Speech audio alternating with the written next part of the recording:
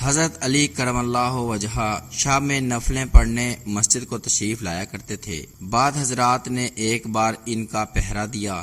جب آپ نماز سے فراغت کے بعد باہر آئے اور ان لوگوں کو دیکھا تو پوچھا کہ آپ لوگ یہاں کیوں بیٹھے ہیں؟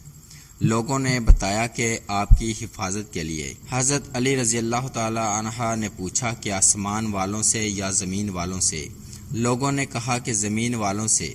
یہ سن کر حضرت علی کرم اللہ وجہہ نے فرمایا کہ جب تک کسی بات کا فیصلہ آسمان میں نہیں ہو جاتا اس وقت تک کوئی چیز زمین پر رونما نہیں ہوتی، اور فرمایا کہ بے شک حقیقت یہ ہے کہ ایمان کی لذت کوئی شخص اس وقت تک نہیں پا سکتا جب تک یہ یقین نہ کر لے کہ جو کچھ اچھا یا برا اسے پہنچا ہے وہ ہٹنے والا نہ تھا، اور جو اسے نہیں پہنچا وہ اسے پہنچنے والا نہیں تھا۔ ایک روایت میں ہے کہ حضرت علی رضی اللہ تعالی عنہ کے پاس دو شخص فیصلے کے لیے آئے۔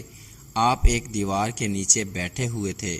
کسی شخص نے عرض کیا کہ حضرت یہ دیوار گرنے والی ہے۔ آپ نے فرمایا کہ تو جا، اللہ حفاظت کے لیے کافی ہے۔